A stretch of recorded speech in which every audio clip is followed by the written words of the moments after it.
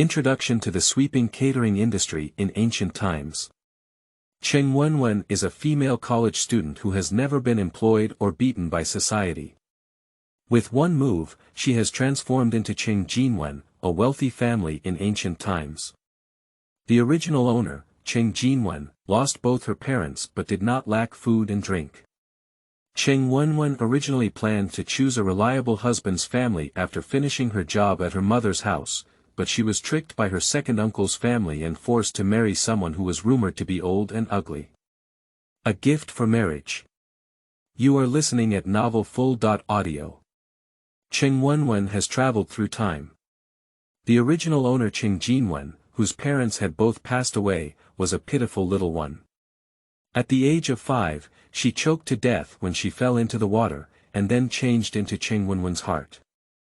Fortunately, Cheng Jinwen is a wealthy young lady. Although her parents have both passed away, her family can be considered a small aristocratic family, and she does not lack food and drink, so she does not need to consider livelihood issues.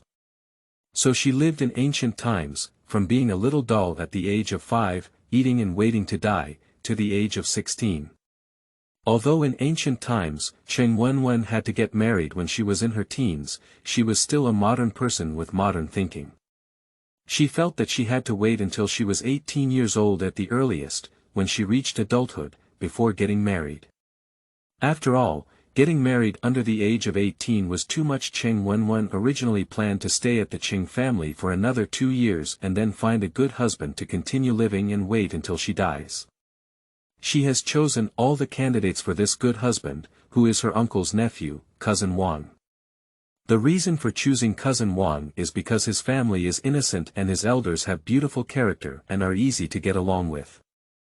There is also a death rule in the Wang family, which states that a man in his 40s can only take a concubine if his wife has no children and marries his cousin Wang. There is no conflict between his mother-in-law and daughter-in-law, and there is no conflict between his wife and concubine. Of course, the most important thing is that brother Wang is also handsome. This is definitely high wealth and handsome. This person is wealthy, handsome, and ambitious. He became a scholar in his teens. It's just such a good marriage that everyone is eager for. If you want to catch the eye of cousin Wang, you must work hard. The saying goes that a good man must be caught from a young age, so she started creating encounters from a young age, distancing herself from cousin Wang, cultivating feelings, and the two gradually established their feelings for each other. Just as cousin Wang was planning to report to his family and propose marriage to his own family, unfortunately, his grandfather passed away last year, so he needed to mourn for 3 years. 3 years later, she happened to be 18 years old, and they got married just in time. She was also waiting. She was so moved by her behavior that she swore not to marry her and never to betray her. This good marriage was already a definite matter. Unexpectedly, her killer uncle and aunt sold her. She inquired a little and found out that the other party was a border-bitter general who was 1 round older than herself in the zodiac sign. The arranged marriage of blind marriage and mute marriage, of course, Cheng Wenwen strongly resisted, but unfortunately her resistance was unsuccessful. She was still carried on a sedan chair and went to the border. Woo on the way to see off the bride, her forced life had just begun. The swaying carriage made her almost spit out her bile. She's really regretting the more she thinks. If anyone really can't rely on it, we have to rely on ourselves. She even thought of relying on her family and her husband to survive, but this blood relative said she sold herself and then sold herself. Later, she found out that this marriage was originally planned by Uncle Heir to please Shangfeng and marry his daughter to Shangfeng's adopted son, who was the general. Then her second aunt inquired about the general's situation. He was old and ugly, had married 2 relatives, and had many concubines. Of course, her second aunt did not agree and hastily arranged a marriage for her second cousin. Helpless, her second uncle then turned his mind to himself. It's also my fault for being foolish. If I had known earlier, she would have found a way to avoid being forced to the border and marrying that legendary general who was ugly, bad-tempered, and even restrained his wife. Along the way, I listened to a few maids chatting and heard a lot of things. I heard that the General Miss C is going to marry, who married 2 wives before and died. It is rumored that he was beaten to death due to his bad temper. Thinking about it makes me feel scared. I heard that the general is already 20.8 years old. He's old and ugly. Miss Fourth is only 16 this year, at the age of a flower. Getting married is really painful. Miss C has no father or mother to protect her, it's really pitiful. Cheng Wenwen listened to these and felt a little scared. I don't know what kind of tough life I will face in the future. I hope that man doesn't commit domestic violence. She no longer seeks great wealth and status, only a stable life. Stop the car. I can't take it anymore. Miss, you'll be able to enter the city in just 1 more day. If there's any further delay, it will be many hours late. Yishi was arranged by her grandmother to follow her, and she was a maid of a large family. She was the most obedient and strictly managed Cheng Wenwen. Along the way, she talked to herself about a lot of remarks about women's marriage, such as prioritizing their husbands, which made her very irritable. Then you don't want to send a bride who's going to die or live, do you? Stop the car. Cheng Wenwen felt extremely uncomfortable and glared at Yishi. She was really upset in her stomach, throwing up and vomiting on the side of the carriage as soon as she got off. You go help Miss, he instructed Payer. He looked at her tightly, afraid that she might run away. Cheng Wenwen really wanted to run away, but she quickly got married and her dowry was tied up by Yishi and others. She has no resources, no connections, and no means of survival. It is difficult for her to survive in this unfamiliar ancient place.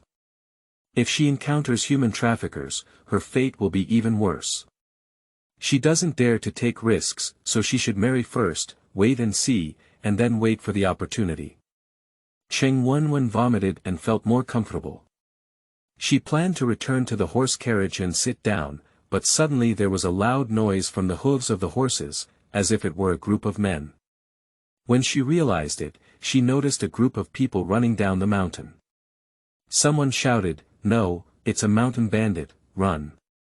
The coachman quickly grabbed the horse and ran, causing Cheng Wenwen to crash into the carriage with her head knocked unconscious. But at this moment, she didn't have time to think anything. She only exerted all her strength to hold on to the inner wall of the carriage, afraid of being thrown out. But the coachman was even more afraid of death than her. Seeing a mountain bandit chasing after him, he abandoned the carriage and ran away, leaving Cheng Wenwen sitting in the carriage feeling dizzy. Cheng Wenwen endured the feeling of dizziness and was about to jump off the carriage while climbing against the wall to run away. As soon as the curtain of the carriage was lifted, a mischievous bandit face appeared, frightening her and causing her to quickly close the curtain and fall into the carriage. The bandit immediately lifted the car curtain, gave Cheng Wenwen a lewd look, and then gave a lewd smile. Oh! She's still a beautiful and delicate woman. I found her. Coincidentally, I don't have a wife yet. Cheng Wenwen was extremely frightened and couldn't help but shout out in her heart. Oh my goodness! What kind of bad luck am I? Before entering the tiger's den, enter the wolf's den first. I didn't expect this convoy to be so poor, but having such a beautiful girl is worth it. Get out of my way. She's mine. Why is it yours? I came first. 2 bandits started fighting in front of the carriage, seemingly deciding on Cheng Wenwen's ownership. Cheng Wenwen originally intended to run away at this moment, but she just poked her head out and was suddenly pushed onto her horse's back by someone else. She didn't see the person who kidnapped her clearly. The spinning and swaying of the sky and earth made her brain ache even more. Her chest was also blocked by the back of the horse, making her face and neck blush. The bandit man even gave her an extremely lewd pat on the buttocks. Cheng Wenwen screamed in disgust and fear, "Let go of me. Help." The man who robbed her spoke in a wild and unrestrained voice, with such a beautiful appearance, how about finding Shuyuan www.zhaoshuyuan.com as my suppression wife? I don't want it. Let go of me. Don't worry. I promise you won't regret following the master. The bandit man burst out laughing. Cheng Wenwen was so flustered in her heart that she almost cried. She had already suffered enough from marrying an old and ugly domestic violence man, and now she was even masturbated by bandits. It can only be said that there is no worst, only worse. Oh my goodness, who will save me? Perhaps the heavens heard her cry for help, and someone came to save her. She heard the surrounding bandits rushing away and shouting, "There are soldiers coming, run. The officers and soldiers are here." Cheng Wenwen listened and reacted. She quickly suppressed the nausea and dizziness in her chest and shouted, "Help! Help me! Help me! I am your general's wife. Shut up and follow me honestly."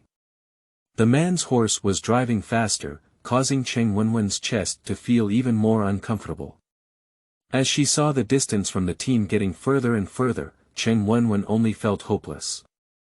She just had a little hope, hoping that someone would come and save her. Suddenly, she heard the sound of horse hooves, and indeed someone chased after her. She was dazzled by the shaking, but vaguely visible, and the person behind pulled their bow and arrow. The sound of arrows slashing into the air rang out, followed by the sound of sharp swords piercing into flesh and blood. The horse beneath it roared upwards, desperately struggling with its last bit of strength. However, in the end, the horse still collapsed weakly, and Cheng Wenwen fell down with the horse. Unfortunately, Cheng Wenwen fell to the ground and was hit hard on the head again. This time, her consciousness began to dissipate, and as she fell into a coma, she saw someone walking towards her. "Help me!" Cheng Wenwen's outstretched hand was powerless to hang down, and she fainted with panic. "General Air, don't come back. You are listening at novelfull.audio. Cheng Wenwen had a terrible dream. In the dream, she was captured by bandits and became a fake lady. She was subjected to inhumane abuse and entertainment by those bandits, and then she woke up in shock. After waking up, she felt pain all over her body. "The most painful thing is still the arm. I like to lift a broken arm. The arm has now been treated by the doctor and is tied around the neck. The head is still wrapped in gauze, so it hurts so much that it will definitely break." "Miss, you're quite awake." Payer still had a crying voice, clearly frightened by these bandits. "Where is this?" Looking at this simple yet not rudimentary house, Cheng Wenwen thought she had arrived at a safe place. "This is the general's mansion, and we are safe now." "Miss, don't worry," said he, who was relatively steady. Cheng Wenwen immediately breathed a sigh of relief, as long as it was safe, as long as it was safe. The little girl Payer hugged her and cried, "Miss, it's too scary. If the general hadn't arrived in time, we would have been masturbated by the bandits. A young woman falling into a bandit's den is not worth living or dying." Cheng Wenwen took a few deep breaths and rushed over from the aftermath of the disaster. She clasped her hands and said, "Thank God for your blessings. It must have been her call to heaven that worked, that someone came to save her. But where do you think this is?" "This is the general's mansion. It was the general who brought us back." "General? That old, ugly, rumored and violent man. Damn it, this general's mansion is also a disaster." Cheng Wenwen asked, "So? Where are the generals?" Payer said, "General, I have something to do. I'm going to the military camp." Okay. Cheng Wenwen thought for a moment and quickly asked, "How is the general doing? Is it like the rumor?" The general was born." Payer didn't know how to describe it, she just glanced at the general at the time. She only remembered the beard and cold gaze on her face, so she didn't dare to look more. Anyway, she felt that the general was not very good looking and had a very intimidating aura, which was not suitable for someone as beautiful as the young lady. Pei couldn't help but worry about the future situation of the young lady. Cheng Wenwen looked at Pei's expression and guessed that the general must not have been born very well. He sure saw Cheng Wenwen's expression and quickly said objectively, "Miss, the general is tall and majestic, not too ugly." Not too ugly, but definitely not a good-looking appearance. Cheng Wenwen asked again, "How is his temper?" Pei said, "It looks not easy to get along with." "Pei, don't talk nonsense." He sure looked at Cheng Wenwen and said, "Miss, Pei is a timid girl. After all, the general is a person who goes to the battlefield, so his aura may be a bit scary, but he is not a person with unpredictable weather." He, as a traditional person, adhered to the concept of putting husband first and preached a lot to Cheng Wenwen along the way. So, the He family would favor this general, so it is just as rumored that he is old, ugly, and difficult to get along with.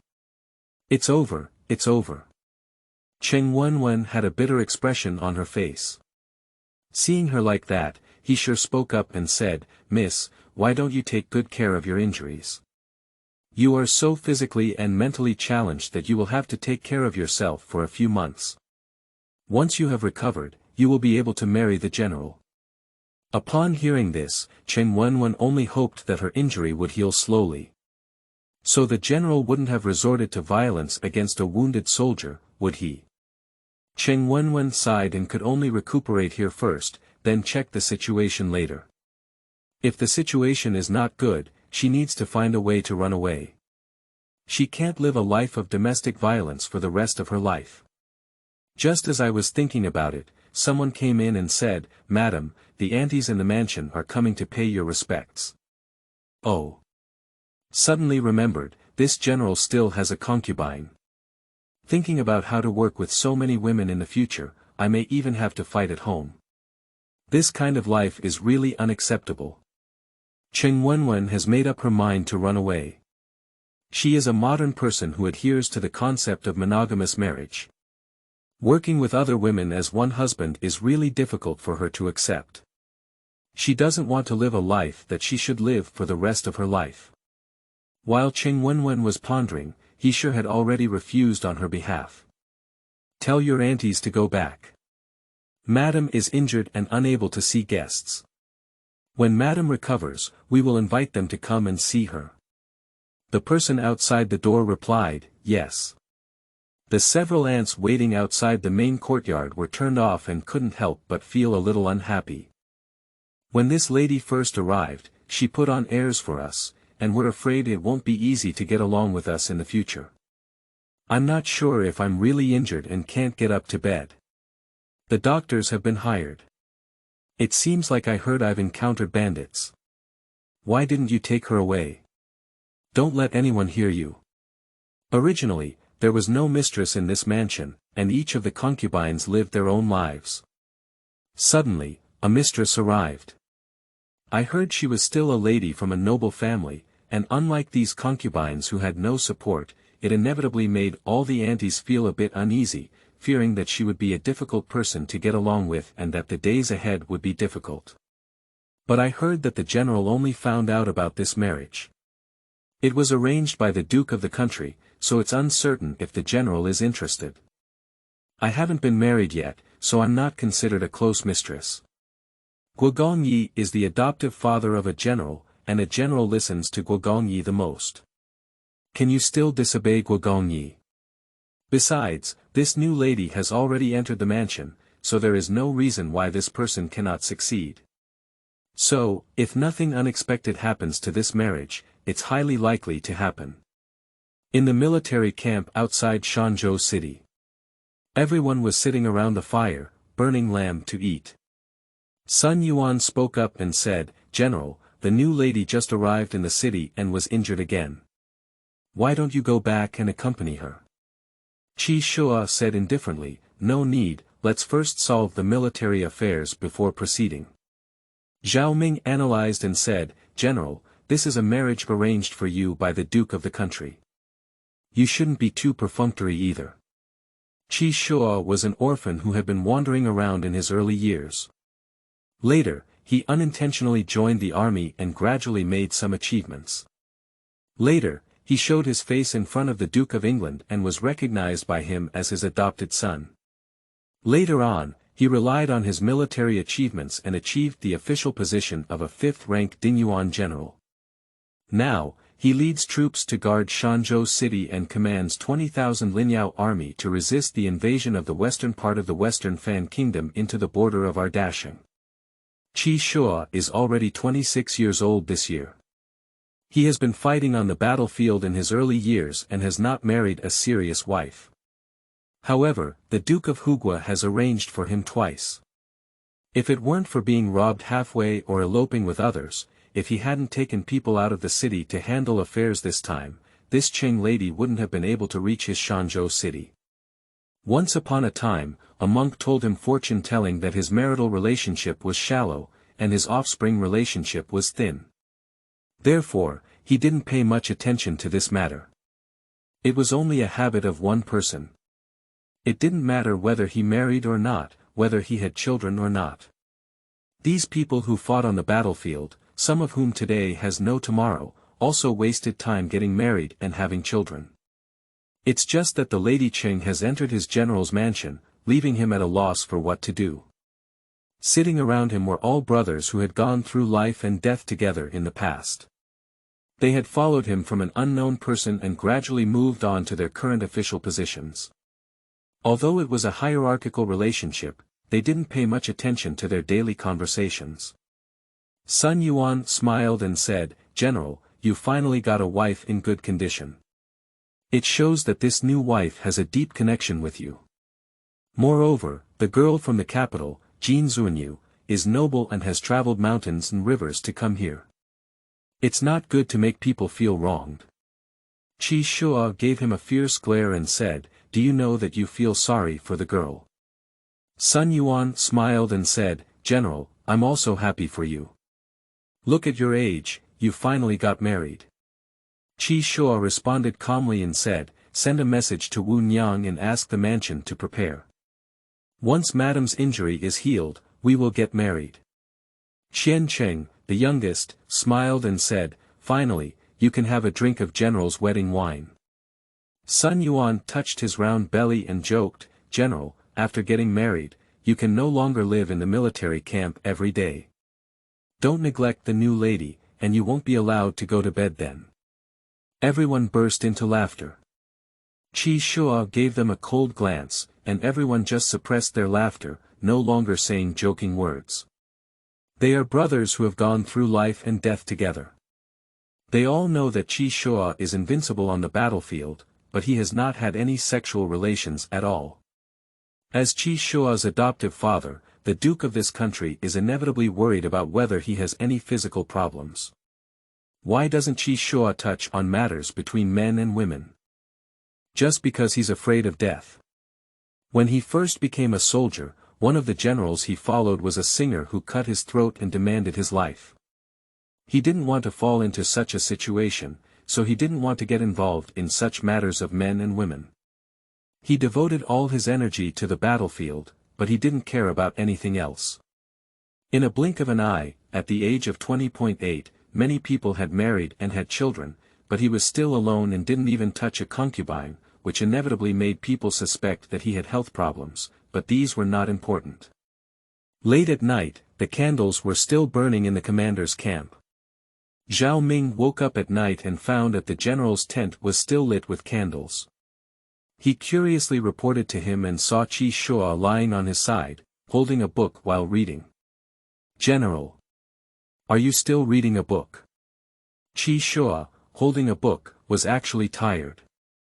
He woke up drowsy and saw Zhao Ming, saying, "Just take a look." Zhao Mingdao said, "Lord Guogong has a heart for cultivating generals. After a period of time, he sends people to bring some books, and the books here are almost piled up in a mountain." Qi Shua looked at the piles of books and suddenly felt a headache. Zhao Ming continued, "Since meeting the Duke of Guo, General, you have become much more calm." Zhao Ming is the longest among these brothers with Qi Shua. They grew up together from a young age and occasionally had a heart-to-heart conversation. The two of them were not too restrained and often said whatever they wanted. Qi Shua put down his book and said, to study and cultivate oneself, one can endure the boredom of these books. Naturally, one can be more calm. If you want to read, I will choose a few books for you. Zhao Minglian hurriedly said, No, I'm just a ground beetle. It's great to read some big characters from www.zhaozuan. It's not like that. Qi Shua and Zhao Ming grew up mixed in the market. In the same environment, Zhao Ming was not that material, and Qi Shua thought he was not that material either. If he were to read, he could only learn more words and reason at most. If he wanted to read something fancy, he couldn't do it. But the British public seems to have high expectations of him, urging him to continue learning every time he comes. Sometimes he also doubted the motives of the British Duke. He is just from a grassroots background, and although he may have pulled his head with a little intelligence, he is not considered the best among the generals. However, the Duke of England is just interested in him and has put a lot of effort into cultivating him, valuing him like his own son.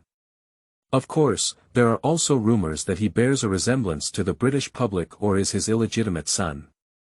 Qi Shua also thought about it this way, otherwise he wouldn't be able to understand the thoughts of the British Duke. After all, there is no such thing as good without reason in this world. Zhao Ming looked at Qi Shua and said, however, boss, I still like the way you used to look. Zhao Ming did not call him general, but instead used the title he used from childhood to adulthood. Qi Shua frowned slightly, thinking for a moment, what was he like before? In the past, Qi Shua was full of energy, full of sharpness, free from small details, and interesting. Unlike now, after following the Duke for a few years, people have become calm, but it also makes people feel a bit difficult to get close to. It can only be said that there are good and bad. As a general, if one is not calm and knowledgeable, how can one convince the soldiers? Zhao Ming yawned and said, let me talk about it casually, boss. Don't think too much, go to bed earlier, I'll go to bed too. Qi Shua naturally didn't think much. When Zhao Ming left, he also blew out the candles and fell asleep, forgetting all the books and knowledge. San ran out of money. You are listening at novelfull.audio. Cheng Wenwen was frightened yesterday and her body was in pain. It was inevitable that she slept for a long time the next day, but it was still he who shook her up. What's up? Let me sleep a little longer. Mississippi Steward Wu has come to see you. Who is it? I don't want to see her, you go treat her. He looked at his young lady's laziness and felt a little annoyed. Steward Wu is already waiting for you in the courtyard. Get up quickly. She has been in charge of the affairs of the general's mansion. If you want to take over the feedbacks from her, you must get up and meet him, so as not to be underestimated. Cheng Wenwen couldn't resist Mom He's nagging and sat up after a breath. Alright, I'll get up. You can put down the curtain and say I'm feeling unwell. Let's treat her in the outer hall. Following Cheng Wenwen's approach, he introduced the Wu steward into the outer hall.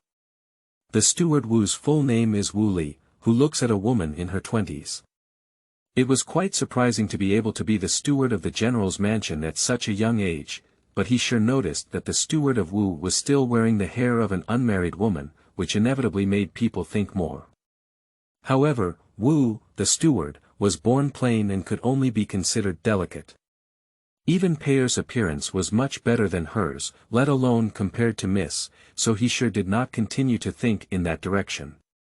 Wu Li walked in and was the first to see the hanging curtain inside the room, as well as the graceful figure of the woman sleeping inside the curtain. Her eyes couldn't help but be a bit dim. He said, Steward Wu, if you have anything, just let me know. My young lady is injured and can't stand up. Wu Li looked up at the girl inside the curtain and said, General, I have asked you to pass a message to Madam. General has military affairs to handle and cannot get away from it. Once General's affairs are resolved, I will come back and marry you. Cheng Wenwen responded, I understand. Wu Li said again, I'm afraid madam won't have enough manpower here. I called 2 maids over, Xiao Dai and Xiao Lan. If madam is used to it, let them serve her. If she's not used to it, let them sweep around the courtyard. Cheng Wenwen replied, okay. Cheng Wenwen may not have noticed Wu Li's abnormality, but she still thinks that people are quite considerate of her.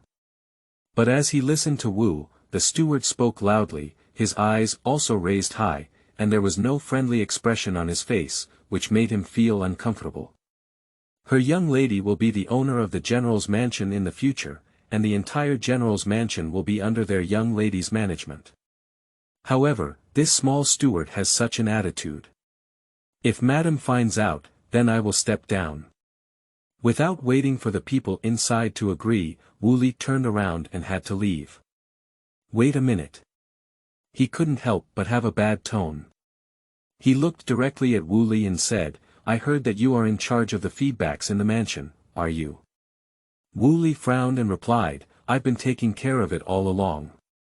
He smiled and said, there is no mistress in the mansion, but I have heard of a concubine butler. I have never heard of a servant butler, which shows that there is no mistress in this mansion. It is really chaotic and disorderly. It is ridiculous to hear about a servant butler. Wu Li had been in charge of the general's mansion for many years, and no one had ever looked down upon her so contemptuously. Upon hearing this, she looked fiercely at Yishi, seeming to have gone too far and coldly replied, the general entrusted me with the management of the feedbacks. Does he mama think it's inappropriate for the general to arrange this way? However, Yishi was not afraid of her at all and spoke up, don't use the general to suppress me. After all, you are just a servant. You don't understand the rules. That's because the general is generous and doesn't argue with you. But you need to know who the owner of this backyard is. Since there is already a mistress in the mansion, you don't have to worry about the rewards. Let's leave it to Madame Wu today. Wu Li frowned, feeling very displeased. Obviously, she didn't want to hand over the reward, so she thought of a way to retreat and said, originally, the new lady came in, and I should have handed over the power of the reward to her. But madam, you haven't married the general yet, and it's inevitable that you won't be familiar with various matters in the mansion since you're new. It's not too late for you to marry the general and ask him before handing it over to you. He still wanted to argue. Alright, mom, just do as Steward Wu said. If Cheng Wenwen stops Yishi, she is definitely planning to run away, so she won't spend this general's money, so as not to argue at any time. She doesn't want to get involved in the complicated things in his backyard at all. So she doesn't care if Wu Li's attitude is good or not. As long as this person doesn't offend her in the future, she won't argue with her about these things. She's not here to make friends in the backyard. Mississippi. But. He walked in, hesitating to speak, as if wanting to say something. Cheng Wenwen looked at the figure of Wu Li standing outside and asked her, Steward Wu, do you know when the general will finish his work and come back? After hearing this, Wu Li thought to herself that the young ladies from this aristocratic family from the capital were just like those concubines in the general's mansion. She couldn't wait to inquire about the general's itinerary and wanted to get close to him. Wu Li felt this way in her heart and didn't have much fear for Cheng Wenwen. She casually replied, I don't know about this. The general is solely focused on military affairs, and when he was young, he might return in 3 to 5 days, when he was young, he might not return for several months or even half a year. It's impossible to say. Would it be great to return after half a year? Upon hearing this, Cheng Wenwen became happy and couldn't help but curl her lips. Wu Li listened to the sound of gasping inside, thinking that Miss Jiao had been angry and crying, and even more so, she felt that this person was indifferent. Madam, is there anything else to do? Wu Li's attitude seemed to make her want to leave immediately, without any patience. Cheng Wenwen finally said, Steward Wu, I haven't paid any respects to your general. You don't need to call me madam, just call me Miss Cheng. Could you please inform everyone in the mansion? Wu Liwei was taken aback for a moment, but she was somewhat surprised by her move. Normally, when a new lady first arrived, she would usually try to win over the crowd or declare sovereignty and authority. However, Miss Cheng did this. Why? Taking retreat as progress. Yes. Miss Cheng. Wu Li thought lazily, her heart was already longing for her like this. After Wu Li left, he sure walked in and said anxiously, "Miss, what should we do? If the general doesn't come back once in half a year, your marriage will only be completed after a long time. If it doesn't work, it won't work." Cheng Wenwen didn't care anyway. "Miss, what you said is quite light-hearted. How can you establish a foothold in the mansion without getting married? Look at that little steward's attitude. He doesn't take you seriously, let alone the generals and their concubines. I saw it yesterday. General, those concubines are more and more beautiful, and compared to Miss, you are not inferior." Cheng Wenwen is only 16 years old. Although she is a beautiful woman, she has not yet fully developed and is somewhat inferior to those charming concubines. She is inevitably worried that her young lady will not be able to compete with those concubines and capture the general's heart. Cheng Wenwen was even happier when she heard that general's concubines were more beautiful than herself. In that case, if she sees this general deliberately pretending to be ugly in the future, perhaps this general won't look up to her anymore. If you don't like yourself, you won't come to her room, but go to those concubines. Why not be beautiful? Miss, the general's mansion is complex, and this woman still needs to have children to solidify her position. You have to take advantage of your new marriage to quickly conceive the general's child and give birth to a legitimate son." He began to ramble on. Cheng Wenwen quickly evaded her and said, "Mom, I know now. Don't say anything, I'm a bit hungry. Hurry up and have someone serve me some food." "Miss, you should have taken over the power of giving back just now," he said urgently, feeling a bit resentful of his own young lady's lack of attention. Morning management and evening management are all the same. Cheng Wenwen doesn't care, she doesn't want to help this general manage the house at all. She doesn't have the energy, she still has to make money and plan to escape. Mississippi. We were robbed by bandits this time, and we don't have much silver left. If the general doesn't come back for more than half a year, how can we spend money and manage it in the mansion? Payer and I can do without monthly payment, but we have more than 10 guards and cooks with us. We have to pay monthly payment every month. Our remaining money can only last for a month at most." He began to explain the reason behind this in a fragmented manner, and only then did Cheng Wenwen understand why he was so eager to seize the butler's power. Because she was robbed by mountain bandits, she was poor. My grandmother gave her some private money when she got married, and she was suddenly robbed. How heartbroken. Cheng Wenwen endured the heartache and began to ponder carefully. Without money, the employees brought by her dowry lost their wages, and without wages, they naturally did not want to work. So whether it's for her current survival or future escape plans, she needs to make money quickly. "I'll go find Wu Li and get the power of giving back." He made up his mind. Cheng Wenwen stopped her and said, "No need. We won't spend his money." She used to think about relying on men to make a living, but not all men are what she relies on. Zhaoshuyuan.com. She is willing to rely on a handsome, and ambitious man like Cousin Wang. But she doesn't want to rely on an old man, an ugly man, and a promiscuous man with 3 wives and 4 concubines. To rely on this kind of man's money to support herself, there must be some sacrifices, such as looks and human rights. Cheng Wenwen doesn't want to sacrifice herself. How could she serve an old man in this small courtyard during her prime of life? Her own young lady was so indifferent to the affairs within the mansion, but he sure couldn't help but pay attention. So she took the opportunity to go to the kitchen and plan to gather some intelligence in the mansion first. Do you think this new lady will treat the young master and young lady well when she enters? Who knows? But at first, I shouldn't have offended the young master and the young lady. When the new lady has an air, then there's no telling. When there was a new master in the mansion and the chefs were slacking off, they began to be curious and started talking without even keeping their mouths shut. Shut your mouth, do your job well, dare to arrange the masters. You're not afraid of being listened to. The butler of the kitchen is a woman surnamed Zhou, who is in her 40s and has a round and wealthy face. Mom Zhou, aren't you curious about the new lady? Curious about something, it will definitely be visible from now on. Although the general's mansion is large, it is under the control of Wu Li and is extremely frugal. Even the servants in the mansion are not very frugal, and it is not possible to be lazy. Zhou's mother is munching on melon seeds and planning to take a stroll outside.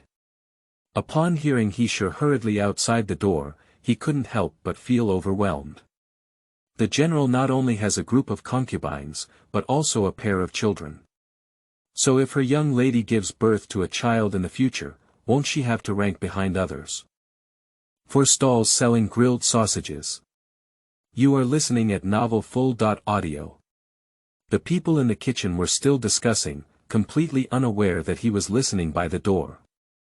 He coughed twice, woke up the inside, walked in and asked, "Our young lady wants breakfast. Could you please help make some food?" "You are. The chefs don't know Yishi." He said, "I came with my young lady as a dowry to bring her some food. My surname is He." Upon hearing this, the chefs immediately greeted the new lady with a smile, hoping to please her new master. "Mom, what does Madam want to eat?" "We'll make it right away." Zhou's mother also pulled Yishi aside and said, "Mom please sit down quickly and don't worry." Yishi saw that Zhou Shi was not as rigid in handling things as Wu Shi, so he quickly leaned over and asked inquisitively, "I came just now. I heard at the door that you were talking about the young master and young lady. I don't know which general's wife came from. The general has married 2 wives, and the He family has heard of it. However, they have not heard of any wife giving birth to a child. If it is indeed the legitimate eldest son of a certain husband, then even if her young lady gives birth to a child in the future, she can only go to the back row, and her status is unstable." Zhou was also willing to befriend He, so he leaned over and whispered, "It's not a husband's life. This young master and young lady are a pair of dragons and phoenixes. They are already 6 years old this year and were suddenly brought back by the general from outside 2 years ago. I don't know the origin, but the general only said they were his own parent-child and asked the people in the mansion to treat them well. The ones brought back from outside are the children from the outer room." He breathed a sigh of relief. The son of the outer chamber is not yet a threat. He asked again, "Is there any other aunt in the mansion who has given birth to offspring? And now which aunt is the most favored?" Zhou shook her head and said, "General, besides these children, there are no other descendants. General rarely goes back to General's mansion, so he can't be considered a favored aunt." He nodded, took out some broken silver, and handed it to Zhou, saying, "Madam has just entered the mansion and is not very familiar with the affairs inside. We will need your help from now on. If you dare not take it seriously, madam, if you can use our products, we will definitely serve you." After pretending to evade, Zhou still accepted a few taels of broken silver. After inquiring about the news, he quickly returned to report to Cheng Wenwen. Cheng Wenwen is still catching up on her sleep. He quickly pulled her up. Cheng Wenwen sighed and said, "And what's going on?" "Miss, the general has already had an illegitimate eldest son. The general is now in his 20s and 60s, so you must be more attentive to this heir. Although he is just an illegitimate eldest son, if there is a significant age difference between the illegitimate eldest son and the legitimate son, his status may not be very stable." "Does he still have children?" Yishi thought she cared and quickly explained, "Yes, but it's just an outsider. Miss, don't take it too seriously. When you have a legitimate son, your status will also be above him." Cheng Wenwen's drowsiness dissipated a bit, thinking that this general was not only old and ugly, not only married 3 times, but also had a wife and concubines, and even had illegitimate children from another room. Her impression of this general became even worse in her heart. The desire to escape became even stronger. I had originally planned to wait until I recovered from my injuries before thinking about running away, but now that I don't have enough money and the general's mansion is so complex, the matter of making money and running away is urgent. Is breakfast ready? Eating a full meal and taking good care of the body are the key to making the next plan. Seeing Cheng Wenwen's attitude, he sure had a feeling that the emperor was not in a hurry and the eunuch was in a hurry. He let out a sigh and brought breakfast to the bedside. As Cheng Wenwen's hand was broken, he had to serve her with food. After finishing her meal, Cheng Wenwen lay down again. Yesterday, she fell and suffered from back pain and soreness, so she needed to cultivate herself. After several days of self-cultivation, Cheng Wenwen finally got out of bed and walked around. She can still command the people under her command to do things, even if it's just cultivation. And how much money do we have left? Mom, he had already finished counting and said, almost all the large boxes of dowry we brought were stolen. Now we only have some personal money left, which adds up to about 89 guan of money. During the Dashing dynasty, there was not yet a prevalence of bank silver bills, so it was very inconvenient to carry money with her. Her dowry was mostly organized in boxes, and when the bandits arrived, they were immediately robbed. 7 or 8 guan, in modern times, is equivalent to 30 or 40,000 yuan, which is actually quite a lot. However, if you want to escape and rely on yourself, this money will be spent in a year or two, so you still need to find a profitable business. If you have more money, you need to escape to have better security. Mom, go outside and buy more pork. It should be a combination of lean and fat. The meat doesn't need to be too good, but it must be fresh. He was puzzled and said, Miss, what are you doing? We're not short of money. Of course, we're doing business. He disagreed and said, Miss, we can't do this even if we're short of money. Why do we show up and do business outside? It's so unpleasant to hear rumors. Even the general can't stand it. Cheng Wenwen did not agree with the complicated formalities and backward thinking of Himama in her heart, but she couldn't say anything about Himama. She could only use her identity to suppress her and speak seriously. Mom, now that you're with me, I'm your master and everything is up to me. Don't teach me the rules of those wealthy families you used to have. Whatever I say, you do. The first time Mrs. He saw Miss Serious, she dared not say anything more, so she followed Cheng Wenwen's instructions to sell pork. Cheng Wenwen took advantage of this and handed a painting to Payer, saying, Go find a blacksmith's shop and type this according to the blueprint. Payer held the painting and was puzzled. Miss, what is this? This is a barbecue grill. Go ahead. Yes. Payer has been following Miss since she was young. Although Miss always comes up with strange things, she knows that these things are naturally useful, so she won't question Miss's orders like Mom did. Cheng Wenwen's artwork is very clear, and Payer quickly found a blacksmith who could make it. After paying a deposit of 10 won, it can be taken tomorrow, and the speed is quite fast. Mom, bought 10 pounds of pork and asked the guard to help carry it back. Miss, with so much pork, what are we doing? We can't sell pork, can we? Cheng Wenwen answered their questions. Let's make sausages and set up a street stall. Isn't it true that modern people who get rich all started by setting up street stalls? Fortunately, Cheng Wenwen used to enjoy watching food videos and even stumbled upon bloggers selling grilled sausages at street vendors. Now that she's dressed in ancient times, it's a perfect time to practice. Cheng Wenwen hung an arm and commanded several people to do things. Mom, chopped the meat filling, while Payer seasoned the sausage on the side. Wu Li sends 2 servant girls to take care of her, Xiao Lan and Xiao Dai. They are sisters. Cheng Wenwen arranges them to cook sausage at the same time. The 5 people in the yard had clear division of labor, and soon, the sausages were cooked one by one, and the semi-finished products were considered ready. Cheng Wenwen fanned the fire of the stove with one hand on the side, set up a small pot, and began frying the sausages. Soon, a squeaky meat aroma wafted from the yard, which was extremely tempting. "Madam, it really smells so good." "Yeah. Our family has also made sausages before, but they've never been so fragrant."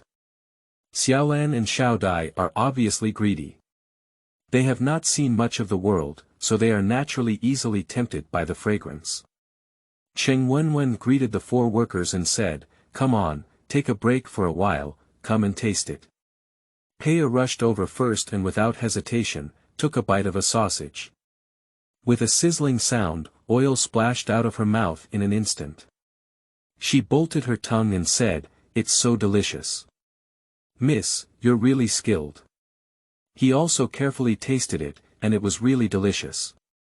"I have been a poor servant in a noble family for so long. I have tried some delicacies, but I have never tasted this special sausage." Cheng Wenwen smiled. "Of course, this is a modern-made sausage, of course not in ancient times. Miss, what secret recipe are you using to make it?" He continued to ask Cheng Wenwen. "Spices, all in 7 or 8, can't be distinguished by Yishi at the book garden www.zhaozuiyuan.com.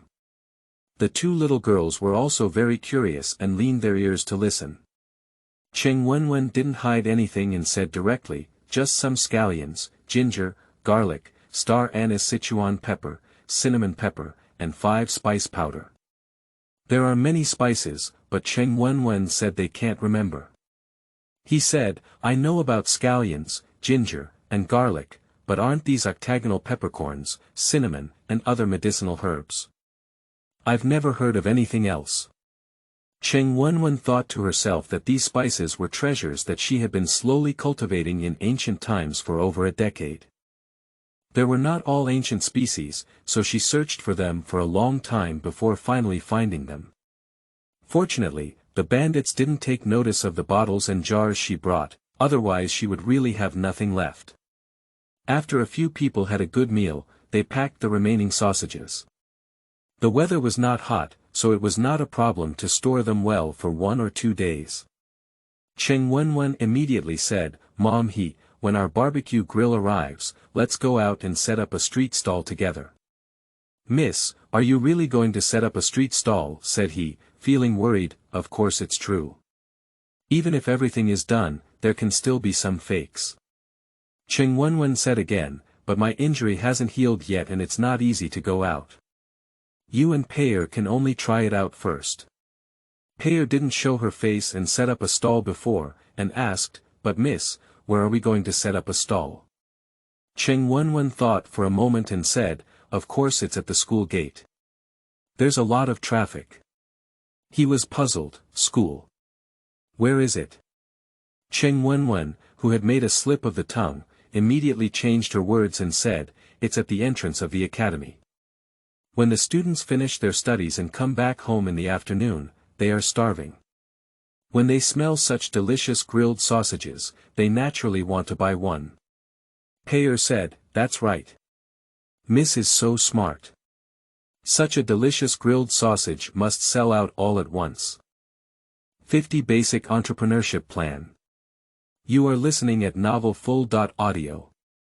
The next day, the blacksmith arrived early in the morning to bring the barbecue grill for sausages. Mom He and Paya called for 2 guards, carrying a large box of sausages and some seasoning, and left. Until evening, the 2 of them returned with smiles on their faces. Paya ran in and couldn't help but say, "Miss, we made a profit." With a smile on her face, he took out a bag of money from her arms. She had already counted it clearly, totaling 321. He smiled and said, "Miss said to sell 1 sausage for 1 won. I was still thinking that this fat meat is only 2 won per kilogram, and 1 won is so small a grilled sausage. How could there be a big deal to buy it?" But to my surprise, as soon as I arrived at the entrance of Chingsong Academy, the students came out and smelled the delicious aroma. They all gathered around and bought it in 2 hours. Paya said happily, Yeah. There are so many students there. The barbecue grill is so small and there are so many people, and he and I almost didn't come over busy. After earning money, 3 people laughed in the room.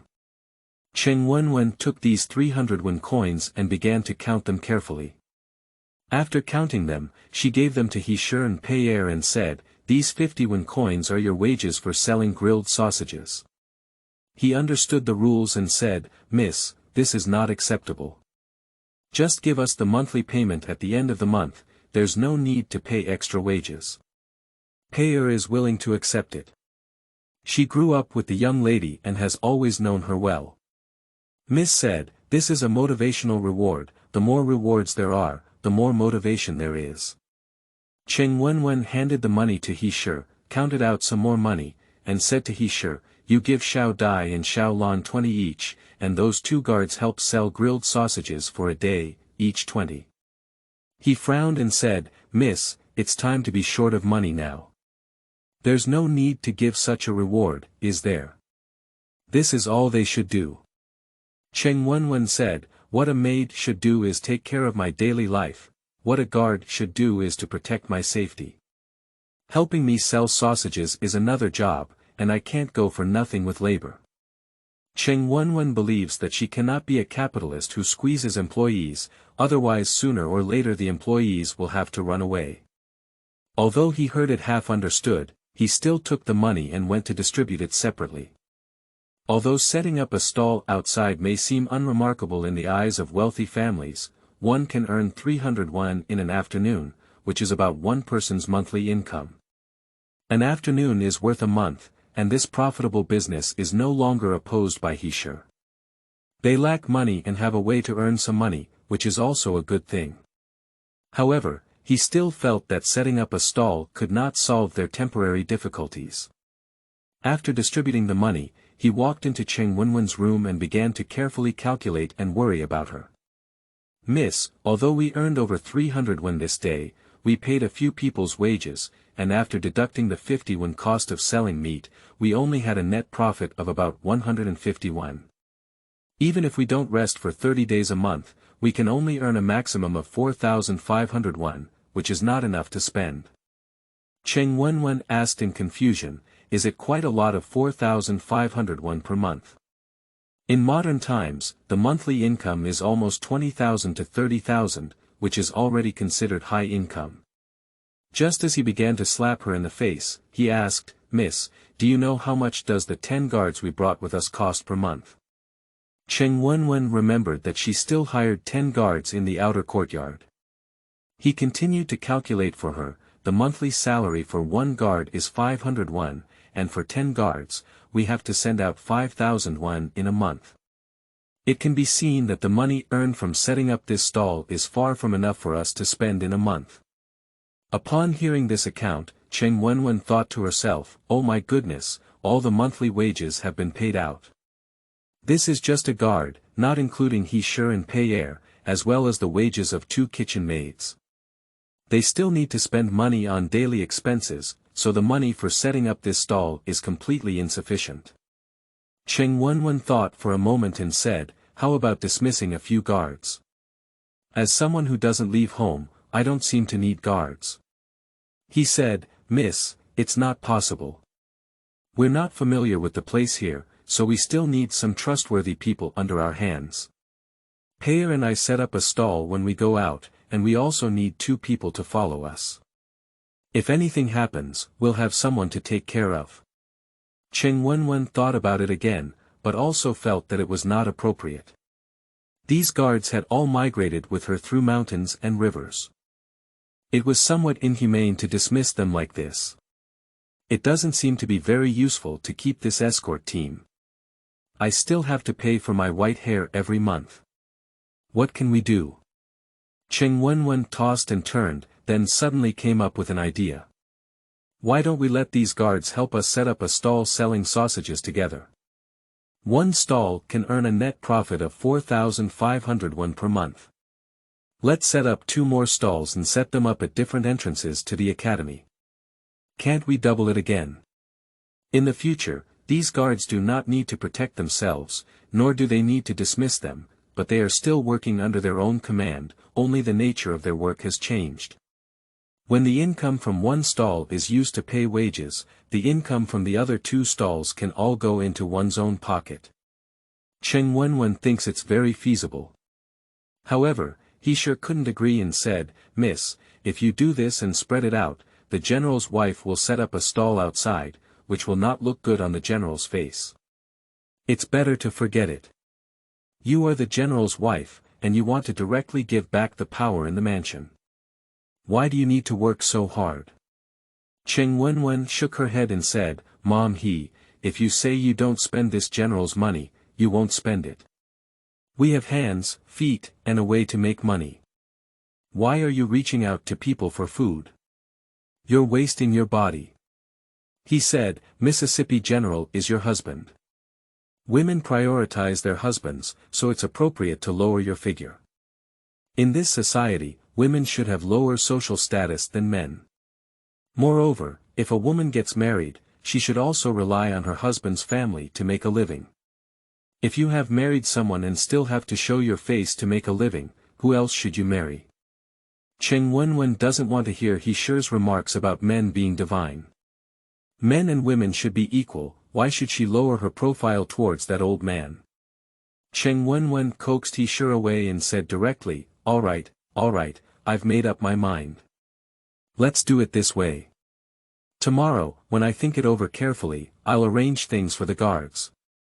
You should go to bed too." After sighing helplessly and leaving, Cheng Wenwen lay on the bed, flipping back and forth, thinking about the plan to set up a stall. She suddenly thought that since she wanted to split the expenses, she might as well give this sausages a signature name. It's called Cheng's Grilled Sausage. When she earns more money, she will rent a store and open it, so the employees don't have to stand outside like this in the wind and rain. Cheng Wenwen pondered over the series of events related to setting up a stall, feeling a sense of accomplishment as she started her own zero foundation entrepreneurship. At that time, not only can I sell sausages, but I can also sell fried chicken, milk tea, potato chips. In short, she can sell food that was not available in ancient times. What modern people like to eat, ancient people must also like to eat.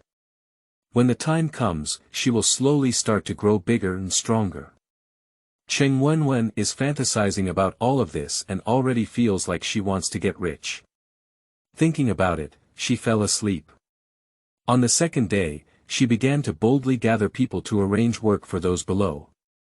"And you are responsible for accounting.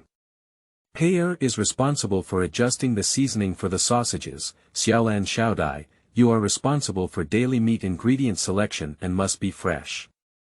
Zhaoshuyuan.com. Among the 10 guards, 2 are responsible for chopping the filling, 2 pierce the intestines, and the other 6 work in pairs to set up a stall. We make sausages in the morning and go out to set up a stall to sell them in the afternoon." Cheng Wenwen thought for a moment and felt that this arrangement was very reasonable, so she said, "That's it. And please arrange more."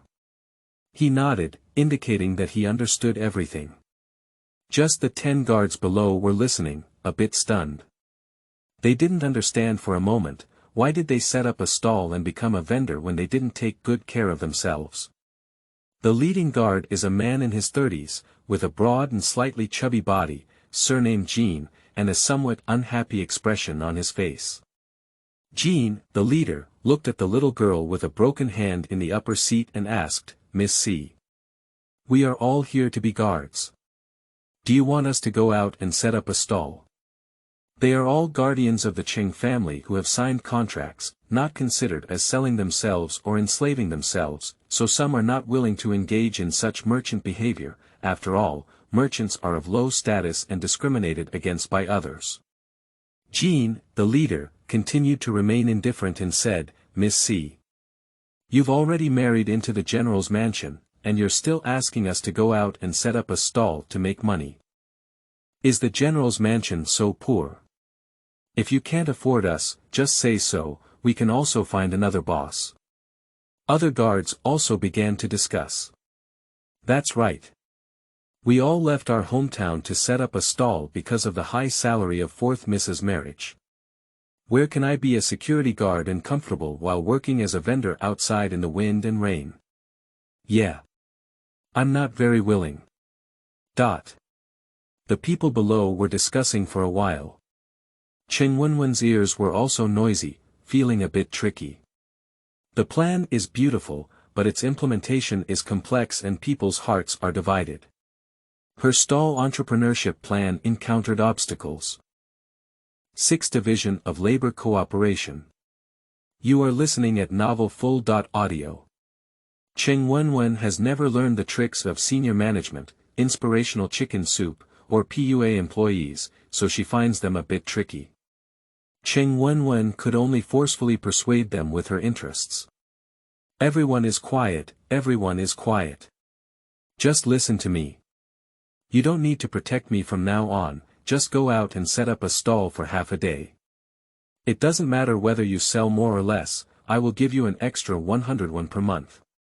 If the situation is good in the future, I will open a store, and you don't have to be exposed to wind and rain then. Adding an extra 101 and only working for half a day seems pretty good. I'm not very willing to go out, it's windy and rainy. You guys should go.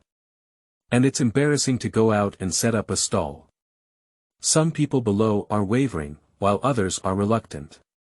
Cheng Wenwen said directly, if you're willing, raise your hand. If you're not willing, forget it. I'll give you a severance pay. I really can't afford so many guards now. Guardians, take a look at me and I'll take a look at you. I don't know if I should raise my hand. It wasn't until the first young man raised his hand that they looked at him and asked, are you really willing to set up a stall? Anyway, there's nothing to do, why not give it a try first, said the young man. Then I'll give it a try too. The guards raised their hands one after another, mostly willing to set up a stall. Just Jin Ling too is a bit unwilling. His monthly salary is 801, which is more than these little kids. When he was serving as a guard, he managed a bunch of people and occasionally found a place to slack off. After all, these 4 young ladies didn't go out every day, but if they went to set up a stall and went out every day, it would be tiring. They were able to come to this remote small town with Miss C mostly because they were alone and alone. The whole family was not hungry, so there was no need to work hard for 101. He looked at the leader Jean and asked, are you unwilling? Jean, the leader, shook his head repeatedly. He didn't want to lose his high-paying job, so he asked with some distress, Miss Fourth, do I also want to set up a stall? I'm the leader. Cheng Wenwen looked at leader Jean and suddenly understood why leader Jean was reluctant. After all, suddenly transitioning from a management team to an ordinary employee, there was inevitably a gap in her heart. She felt that it was not appropriate to demote someone, so she said, all right, you can cooperate with Aunt He. Aunt He is in charge of accounting, and you are responsible for arranging for the management personnel to go to crowded stalls. If there are any special situations, report them to me. If our stalls sell well, by the end of the month, I will give you a raise in wages. Let's all work hard together. She was enthusiastic, but the people below were not as happy and didn't respond much to her words. Cheng Wenwen sighed and told them to start setting up stalls tomorrow, so she left. He comforted her and said, Miss, don't worry, I will keep an eye on what they do. Cheng Wenwen nodded and said, and I have to rely more on you.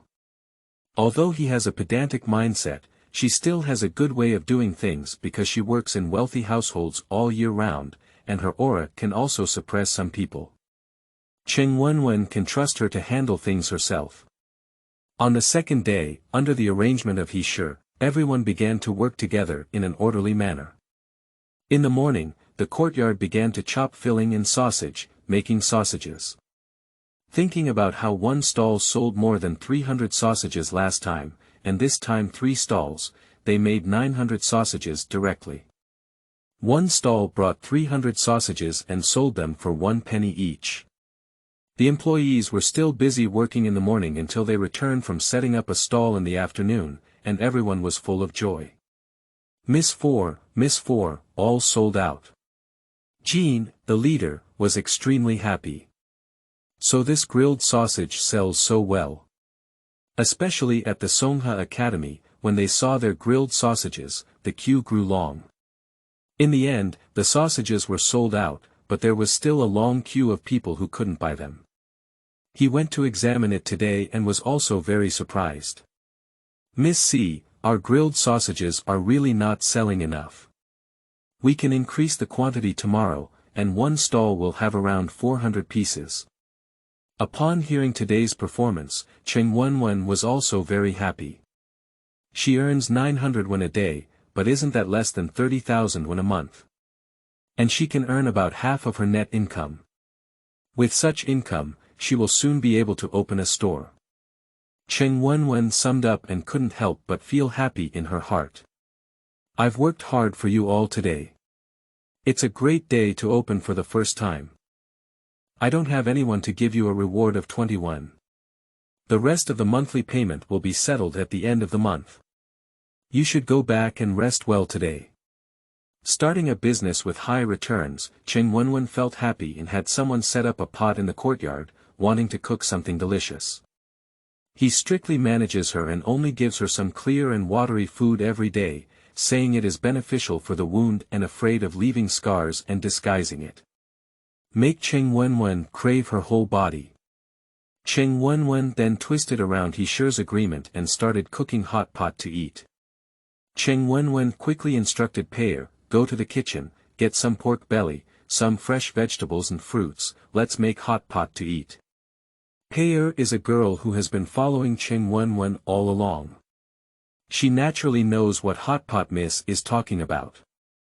As soon as she heard Miss talk about making hot pot, her eyes immediately lit up. She has been busy on the road for a month and has not tasted Miss's cooking skills for a long time. It is inevitable that she is a bit greedy, so she immediately ran to the kitchen. Cheng Wenwen began to search for the hot pot seasoning packets she had finally prepared, but fortunately, these bottles and jars were not favored by the group of bandits. In ancient times, there were not all kinds of seasonings available. The seasonings in these bottles and jars, such as octagonal cinnamon, Sichuan pepper, and fragrant leaves, were all she had finally found. This is her treasure at zhaoshuyuan.com. Cheng Wenwen used to have no special hobbies in modern times, so she was picky about what she ate. However, she herself was poor and couldn't afford those high-end restaurants or takeout, so she had to make her own living. I didn't expect to travel back to ancient times, and this cooking skill can also satisfy my appetite. The steaming smoke in their courtyard attracted curious people. Outside the wall, 2 children, aged 5 or 6, watched as they approached. The boy slowly climbed up the tree, wanting to climb inside the wall. The little girl under the tree timidly spoke up and advised, "Brother, Aunt Wu said this is the new lady's yard, let's not get close." "I know, I just want to see what the new lady looks like. According to Aunt Yen, the new lady may be very aggressive. She can hit us." The little girl heard that the new lady was going to hit her and said with some fear, "Daddy is protecting us. If she hits us, we'll go report it." "Yes." "Ah." The little boy was busy talking when suddenly an unstable object fell off the branch. The little girl couldn't see her brother and burst into tears, shouting, "Brother! You won't fall to death, will you?" The little boy outside the wall fell and his buttocks hurt. He heard his sister cry and his head hurt, saying, "Fool! I'm not dead. You shut up. Crying again brings people here. Brother, you haven't died." It's hard not to let anyone notice the siblings arguing so much. Cheng Wenwen ran over with a bowl in her hand, while Payer followed her crying to the outer courtyard wall and pulled in a little girl who was pricking 2 little girls. "You are." Cheng Wenwen looked at the children and suddenly thought of something. Is it possible that these are a pair of children of that general? General 7 is back. You are listening at novelfull.audio. What are you doing? Let go of my sister. The little boy ran over and grabbed the little girl to protect him, looking quite masculine. The little girl poked her head out from behind her brother and stared at Cheng Wenwen's bowl. She blinked and asked, "Sister, what are you eating? It smells so delicious." Cheng Wenwen said, "We're having hot pot. Would you like to eat it together?" For the sake of how well behaved these dolls are, Cheng Wenwen is willing to take them to eat together. "We're not eating." The boy snorted and pulled his sister away. The little girl looked at the small pot in the courtyard and couldn't walk any further. "Brother, it really smells so good." Being praised for her delicious food, Cheng Wenwen couldn't help but feel happy. She had to work hard to find the ingredients to make her own butter hot pot, which was certainly delicious. "Little sister, come and eat with us." "Okay." The little girl nodded, and the two little ones were shaking and wriggling. They were really cute. The little boy frowned and said, "Don't go." "Brother," the little girl Wei Chu Baba looked at her own brother. "Toxic. Eating it will kill you." The boy threatened her. The little girl became timid again, eagerly looking at the source of the fragrance, and hesitated to eat it. Cheng Wenwen smiled and thought of teasing the child in her heart. She took a bite and said, "No poison." "I took all of it." "Brother. No poison." The little girl's eyes lit up again. The little boy was very angry and helpless towards his silly sister. He stomped his foot and said, "Whatever you want. But you must come with me after you finish eating." "Okay." The siblings were talking on the side, while Cheng Wenwen and Pear had already sat down and were burying their heads in eating. "Sister, is this delicious?" Cheng Wenwen was eating pork belly when a small tug approached her and she swallowed a mouthful of water, feeling a bit greedy.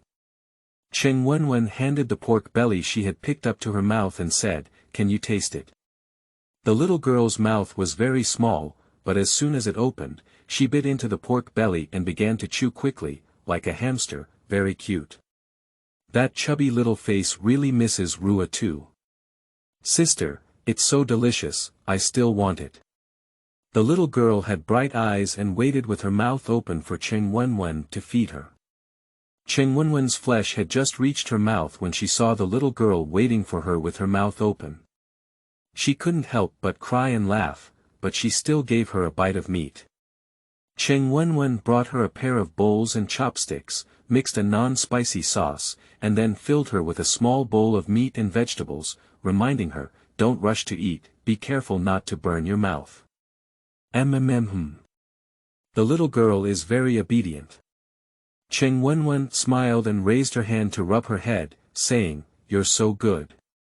The fragrance in the yard was really tempting. The little boy stood beside him, feeling a bit tempted. Watching the three of them eating happily, he couldn't help but swallow his saliva. The little boy looked at his sister and cursed in his heart, "You spineless fool." The little boy turned around and crouched on the ground to play with ants for entertainment, no longer looking. Suddenly, the little boy felt his shoulder poked. He turned his head and saw his foolish sister holding a big bowl and handing it to him. He smiled and said, "Brother, eat quickly, it's delicious." The little boy was moved and thought to himself, "I have a bit of conscience." The siblings were crouching over their eating, and the small two balls looked a bit funny. Cheng Wenwen ate half full and stopped eating.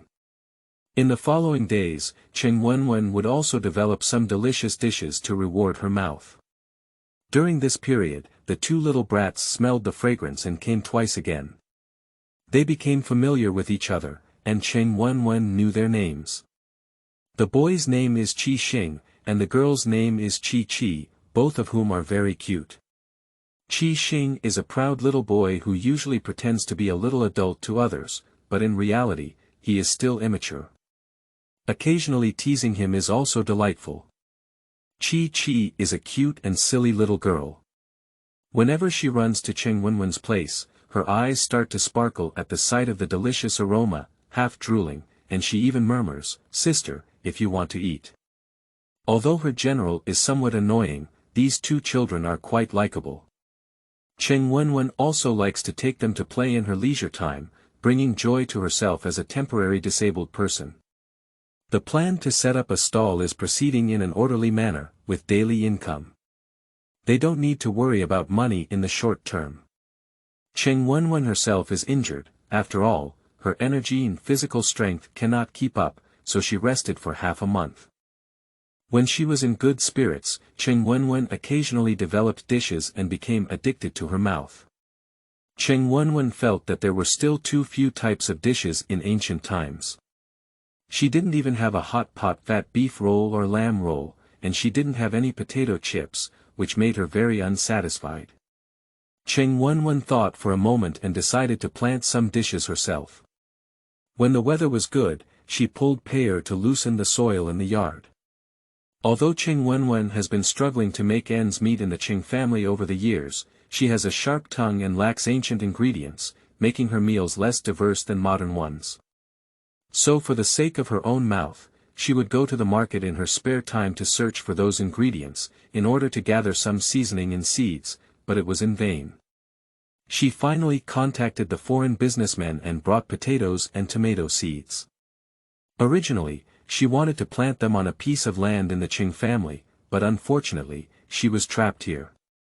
Although the environment has changed, it is still possible to plant it, and it is uncertain that one can still eat it. Oh miss, what are you doing? A good garden has caused such a disaster. He just went out for a while and came back from the book garden www.zhaoshuyuan.com, looking at the messy yard with a headache. Cheng Wenwen said, "Isn't this a bunch of weeds? They've all withered up a lot. Mississippi. This is an orchid. Okay. It's just that we've dug it up and can only transplant it to other places. We can't plant it back, can we?" Pierre loosened the soil quickly, but Cheng Wenwen had a hand injury and could only pass the seeds with one hand. He looked at her like this and sighed. As a result, Cheng Wenwen planted the seeds in her hand with Pierre and asked, "Miss, what are these? I haven't even seen them before." "This is called a potato, this is called a tomato seed, I'm looking for someone to buy it, it's a rare variety." She didn't say she was a Hu merchant, fearing that the He family would break her mind and say that her dealings with a group of foreign merchants had lost her dignity. "Miss, does this growing flower look good?" The He family has never heard of potatoes and tomatoes. She is a maid of a large family, and naturally only knows some flower appreciation and appreciation from aristocratic women. She does not understand these crops, let alone foreign things. Even fewer people know about them. Cheng Wenwen said, "This is not for viewing, it's a type of fruit that tastes great when grown." "Miss, why do you always think about eating? It's really strange not to plant flowers and fruits in the garden," said he, feeling dissatisfied. Pierre said, "Mom, the things Miss grows are very delicious." "Mom," he scolded her, "you know how to help Miss cover up." Pierre gave a slight sound. Cheng Wenwen laughed, and the master and servants were happily planting vegetables under the warm sun. Outside the gate of the general's mansion, a carriage suddenly stopped. The guard at the door recognized it as the general's carriage. "General, you're back. Are you scared by Ba?" You are listening at novelfull.audio. Qi Shua finished his military affairs and was urged by his subordinates to come back to his mansion, saying that he was visiting the new lady to cultivate feelings. Although Qi Shua did not voluntarily marry, even if he had already arrived at his own home today, he could not treat anyone unfairly. Moreover, he was almost taken away by bandits and injured before. The young woman, who is unfamiliar with his territory, should be comforted and comforted. When he returned to the mansion, 2 little radish heads greeted him first, and an old man hugged his legs one by one. The 2 little guys were very cute, and Qi Shua couldn't help but laugh. He raised his hand and touched their heads. "Ah, Xing has grown taller again." Qi Xing jumped twice with joy, unlike his usual cold and aloof demeanor. "Daddy, what about me? What about me?" "Ah, Qi has also grown taller." Qi Shua smiled and picked up his daughter, jokingly teasing her and asking, what have you eaten these days? Not only have you grown taller, but you have also gained a lot of weight. Chi said honestly, I went to eat at the new lady's place these days. Ah Chi. Don't talk nonsense. Chi Xing didn't let Chi speak, and Chi listened very well to her brother, so naturally she didn't say anything. They went to the new lady's place to have barbecue the day before yesterday.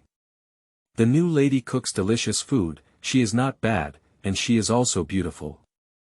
Chi likes the new lady quite a bit, but unfortunately, her brother says that the new lady is a fake kind-hearted person who wants to please them in order to steal her father. She was also a bit afraid that if her father was really taken away, she wouldn't hurt them anymore. But every time she heard the delicious food made by the new lady, these worries were forgotten. Chi Shua heard his daughter suddenly mention the new lady, and couldn't help but feel a little curious. These two little guys seem to have become familiar with the Cheng lady. Let's go and see Miss Cheng. Chi was puzzled and asked, who is Miss Cheng? Chi Xing said, fool, it's the new lady. Her surname is Cheng. Chi laughed and said, okay. Chi Shua patted his son's head and said, it's impolite. Chi Xing covered his head and snorted twice. Chi Shua has also received letters from Wunyang these days, roughly stating some things about Miss Cheng, saying that he is urging him to come back early and get married. It seems that she is a bit anxious about this marriage, and it is inappropriate for him to keep hanging on to the other girl. The three of them went all the way to Cheng Wenwen's yard. A maid in the mansion saw the general return and quickly changed direction, going to Wu Li's yard to inform her about this matter. At this moment, Cheng Wenwen was directing Yishi and Pei to grow vegetables, completely unaware that someone was coming at the entrance of the courtyard. Still, with sharp eyes, he suddenly spoke up, General. Are you back? General. General. Cheng Wenwen suddenly sat up in shock, feeling flustered inside. What's on my mind is that rumored old, ugly man with a tendency towards domestic violence has returned. Coming back. Isn't it true that I don't come back once in half a year? How many days have these been? Just came back. She turned her head in disbelief and looked at the door. There really is a man standing there. The man stood tall and majestic, holding Chi in his arms. Cheng Wenwen looked at the general's face, and the first thing that caught her eye was the messy beard next to it. He seems to have not shaved for a long time, and his beard is about half a finger long, making him look a bit messy. Just a closer look, the man had clear and bright eyes, a tough face, and if he had shaved off that messy beard, he should have grown well himself. However, no matter how well he was born, this half of his face was covered by the beard, and he didn't look very handsome, so he could only say that he could see through it. This man may be a general who often goes to the battlefield, so there is a cold and powerful aura enveloping him that is not angry but powerful, making people feel scared at first glance and dare not take a second look. Cheng Wenwen remembered the rumors of domestic violence and couldn't help but droop her eyes, pull her hair and mix it up, hoping that the general wouldn't take notice of her. Before Chi Shua could enter, he heard a woman's crisp voice commanding something. Just as I entered the door, I saw a beautiful and charming girl sitting in a chair, lazily basking in the sun. She was completely relaxed, not as dignified as those aristocratic women I had seen before, but rather appeared to be quite approachable. Just when the girl heard herself coming, she suddenly became a little wary and stood up. When she saw herself, her face became cramped and scared again. I wonder if she was scared by herself. Chi Shua couldn't help but think that he had disturbed her tranquility, but he didn't expect her to be so timid. What is Miss Cheng doing? He spoke in a gentle voice that he thought was gentle, trying to ease the girl's fear. Unexpectedly, the girl was still afraid and lowered her eyes, saying, seed. Seed. The girl didn't say a word for a long time, and Chi Shua couldn't help but wonder, was this Cheng Shi unable to stutter? That's not right. Just now he heard her voice, it was normal. Are you scared by yourself? Actually, it was dressed by Cheng Wenwen.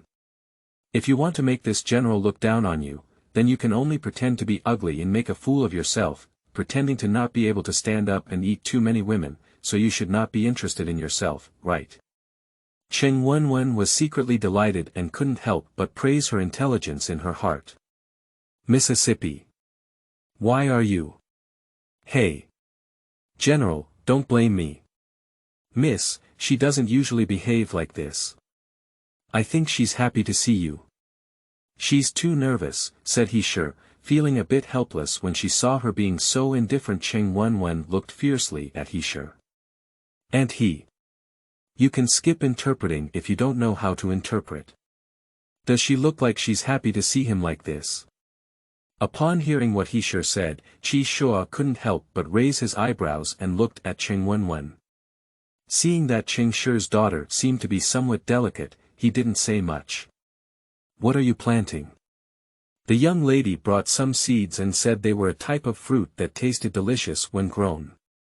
After he finished speaking, he quickly pushed Cheng Wenwen's shoulder and gestured to Shuyuan www.zhaoshuyuan.com for her to take the initiative. However, Cheng Wenwen kept her head down and didn't look at the general, trying her best to appear petty. Yishi looked at the girl who was bowing his head and felt that he might have really scared her. He also wisely said, you guys keep planting. I have something else to do, so I'll leave first. General, are you coming to have dinner tonight? Yishi felt anxious when she saw Cheng Wenwen's lack of initiative, so she had to act on her own. Cheng Wenwen listened to his invitation and raised her hand to pull his hand, indicating that she didn't have any trouble. Who wants him to come for dinner? Yishi naturally saw the girl's rejection of him, so he refused and said, I have something else to do, so I won't come. If there is anything I need to help with, I can either order my servants or tell Wu Nyang to handle it. He nodded awkwardly and said, yes, General, take your time. Watching the general leave with two dolls, Yishi angrily pulled Cheng Wenwen and said, Miss, why did you fall off the chain at a critical moment?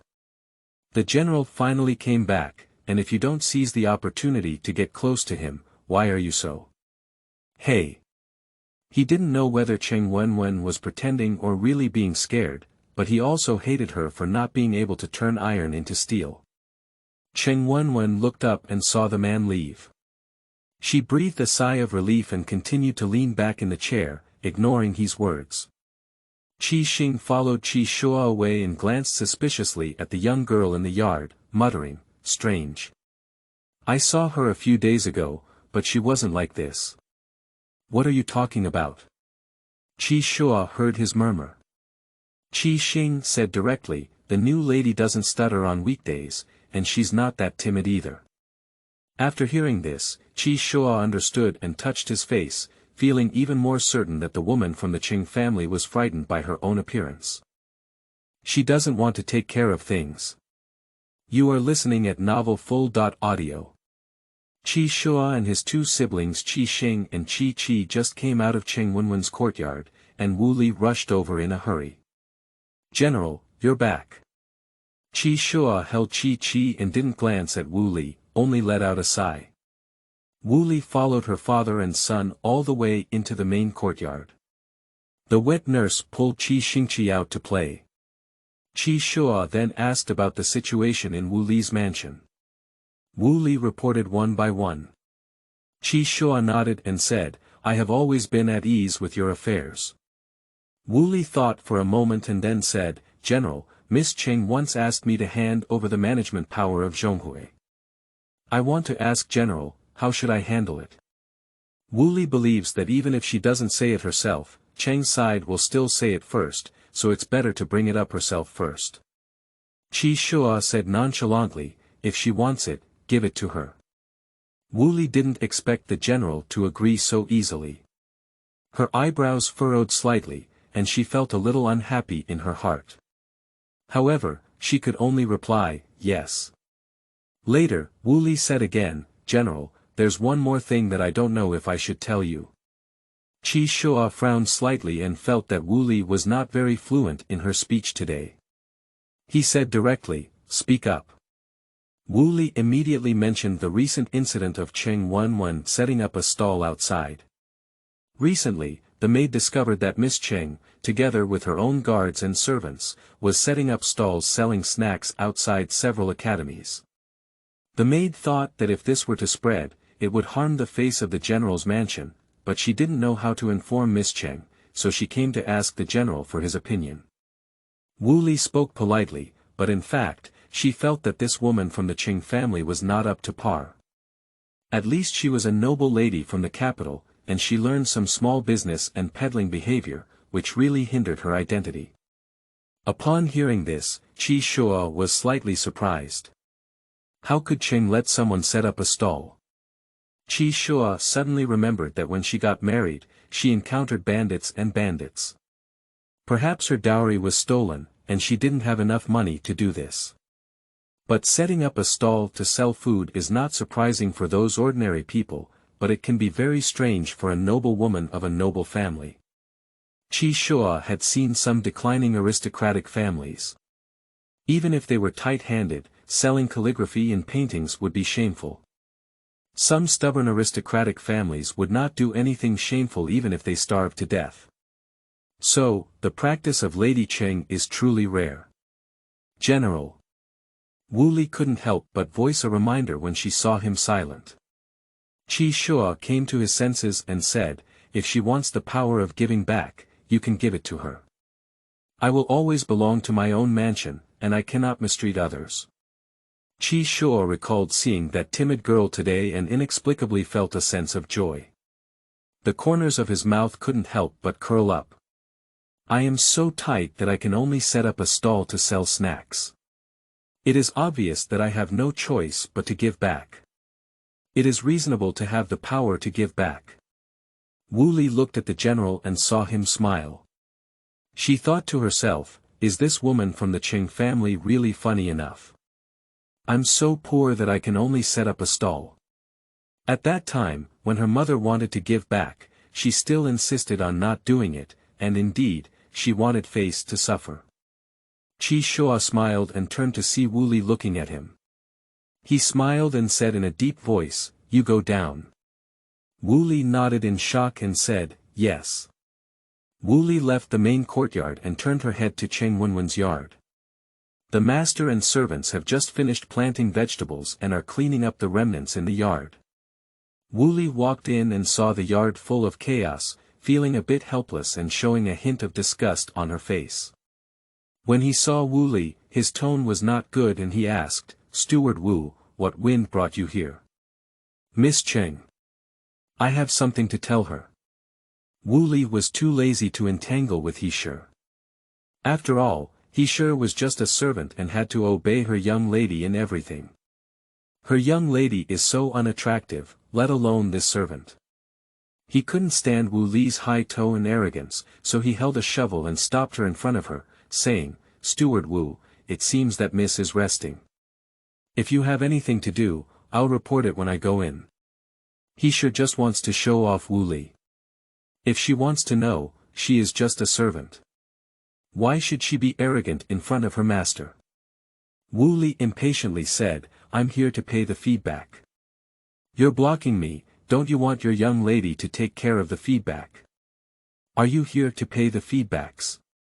The sun is shining in the west. Didn't you refuse to pay before?" He believes that if something goes wrong, there must be demons. As for matters related to the steward's authority, He had no choice but to make way and let Wu Li into the house. Cheng Wenwen is not sleeping at the moment. She just got tired and went into the house to rest for a moment. When she saw he bringing Wu Li in, she couldn't help but ask, "Wu steward, is there anything you're here for?" Compared to the hostility of the He family, Cheng Wenwen's tone was much more peaceful.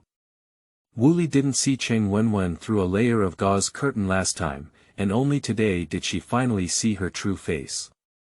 The girl has a beautiful appearance, a beautiful and introverted temperament, like a blooming gardenia flower, making people feel happy when they see it. In fact, Cheng Wenwen is just a mild social anxiety person. When facing strangers, she naturally holds her head, but those who know her well know that she is just a lazy and casual homemaker. After a while, Wu Li withdrew her gaze from looking at Cheng Wenwen. Seeing her beautiful face, she felt secretly unhappy. Miss Cheng, General has asked me to hand over the feedbacks from the mansion to you. Here are the keys to the warehouse and our family's recent accounts. Wu Li asked the maid to present several large stacks of account books, but Cheng Wenwen only glanced at them and felt a headache. What kind of ghost is this? Let me go help the general butler check the accounts. She doesn't even have time to read the books of her own business, so she asked Shuyuan www.zhaoshuyuan.com to help this general keep an account. Is she too idle? Cheng Wenwen furrowed her brows and said directly to Wu Li, Steward Wu, I think it's appropriate for you to manage this feed forward. I can't. Mississippi. He quickly interrupted her and said to Wu Li, you go back now. Our miss has taken these. Wait. Don't leave. Cheng Wenwen's voice increased a bit, calling out to Wu Li and hurriedly saying, Steward Wu, I don't know how to manage the house. I'll leave the power of the reward to you. After all, you've been in charge for so long and you're familiar with it. I can rest assured that you can manage it. Wu Li looked at Cheng Wenwen with suspicion, wondering whether her excuses were true or false, so she did not respond. He pulled Cheng Wenwen and whispered, Miss, this is the reward that the general is going to give you. If you don't seize such a good opportunity, what are you doing? Cheng Wenwen chuckled twice, she didn't think it was a good opportunity.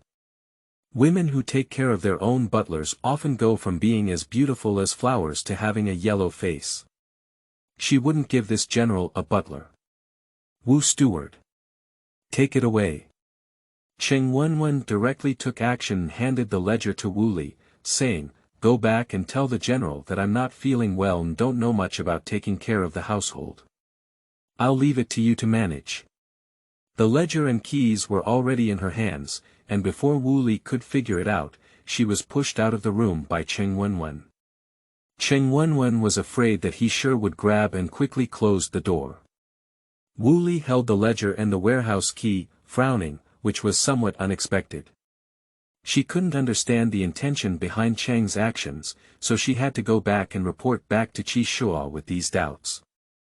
Upon hearing Wu Li's reply, Qi Shua unexpectedly raised his eyes and asked, She doesn't want to take care of things. Esher Property Shop. You are listening at novelfull.audio. Qi Shua felt a bit surprised. Although the Cheng lady was so poor that she went out to set up a stall, she didn't want to give anything back. Is it just a reserved expression? Qi Shua looked up at Wu Li and asked, Why doesn't she give back power?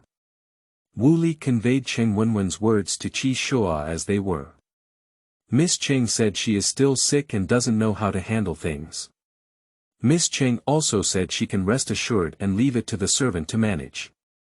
Qi Xing walked in and heard these words, smiled twice and said, The new lady is really foolish. She doesn't even know how to manage things. She's not as powerful as Aunt Wu. Qi Shua gave Qi Xing a cold glance, and Qi Xing immediately covered his mouth and went out. Qi Shua thought for a moment and realized that in recent years, Wu Li has indeed managed her household in a very organized manner. Qi Shua nodded and immediately said, Since that's the case, then it's up to Wu Nyang to take care of it. She will allocate 100 taels of silver to Miss Cheng every month. Wu Li lowered his head and said, Yes. Wu Li immediately withdrew 100 taels of silver from the account and sent it to Cheng Wenwen. When he saw Wu Li coming again, he quickly asked for feedback and said, Our miss said, it's better to leave the feedback to us. You don't have to worry about Wu Steward. Wu Li was too lazy to pay much attention to Yishi, so she handed her the money and said, The general said to give Miss Cheng 100 months of silver every month. 100 taels of silver. He widened his eyes. 1 or 2 silver coins can be exchanged for 1,000 copper coins. They work hard to support 3 stalls for a month, but in reality, they can only transfer a few dozen taels of silver. The general gives 100 taels per month, which is quite a lot. He immediately took the silver. Wu Li paid the money and immediately left. He pulled her and said, "Sigh. Wait a minute, I haven't counted it clearly yet." Wu Li couldn't help but feel a little impatient, enduring to wait for Yishi to count slowly before leaving. As she walked outside the courtyard, Wu Li let out a foul breath and cursed, "It's like I've never seen silver before." He didn't hear it. If he did, he would definitely fight with Wu Li. After all, she had already looked down on Wu Li. How dare a servant treat his mistress with such an attitude? He ran into the room with the silver and told Cheng Wenwen, "Miss, this is the monthly silver that the general asked someone to pay you, which is a full 100 taels." Cheng Wenwen blinked, feeling a bit dazed as she took the heavy money bag.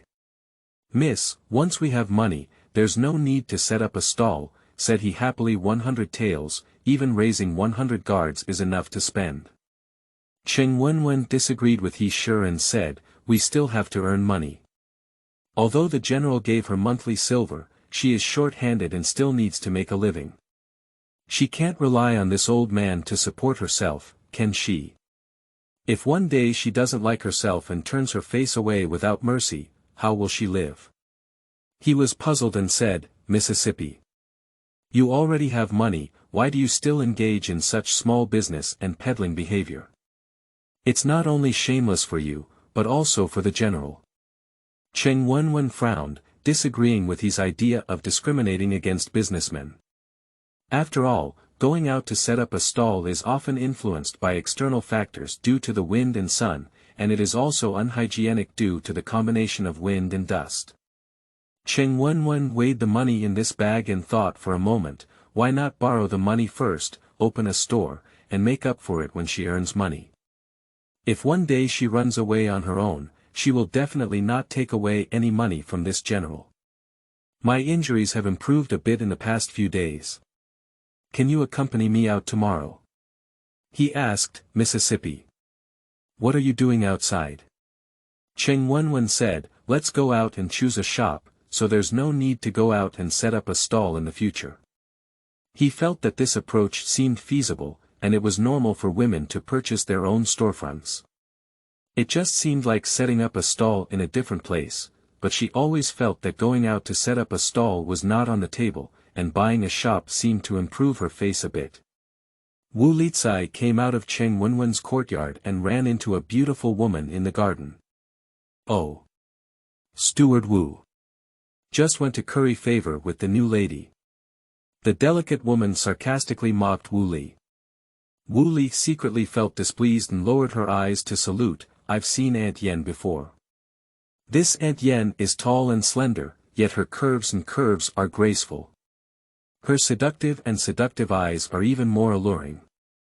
Aunt Yen entered the mansion half a year ago. In the past 6 months, every time the general returned, Aunt Yen was eager to join in and seduce her. This time, as soon as the general returned, she went to the Shuyuan www.zhaoshuyuan.com and carefully dressed up to go to the main courtyard. "Steward Wu, take a look at you. Your face is wax yellow and looks like 10 years old. However, a new lady has arrived, so you don't have to worry about giving back in the future. You also have time and energy to dress up well, and then find a good person to marry." Aunt Yen couldn't stand this Wu Li. After all, she relied on herself to manage the family's feedbacks and look down upon others. Simply put, there were many ugly people causing trouble. Wu Li's face was mocked, and her anger surged in her heart. She coldly replied, "Auntie, you don't need to worry about my affairs anymore. Take care of your own affairs. Steward Wu, if you don't know how to dress up, you can come to me and I'll help you." In terms of dressing up, no one in the mansion can match Aunt Yen. Wu Li looked at her light and thin clothes, with a faint and fair appearance, which made the woman feel both shy and dazed. The man couldn't help but feel dizzy when he saw them. Wu Li secretly disliked Aunt Yen for being shameless and didn't want to entangle with her. Aunt Yan mocked Wu Li and walked past her without lifting her eyes. Wu Li looked at the soup held in Aunt Yan's hand, with a few red decorations on top, and couldn't help but laugh at it. The general disliked eating goji berries the most. Aunt Yan has developed a beautiful appearance for nothing, and her brain is not very long. The general is not the man who will be dazzled by beauty. Watching Aunt Yan leave, Wu Li called out her maid who was following her and said, "Xiao Hong." Xiao Hong looked up, her face exposed, her faceplate big, and her eyes as small as melon seeds. Standing beside Wu Li, she looked quite good-looking. Xiao Hong approached and asked, "What do you have to do, sister?" Wu Li approached her and said a few words to her, "Go and reveal the affairs of Cheng's side to Aunt Yan." Xiao Hong nodded and immediately went to handle it.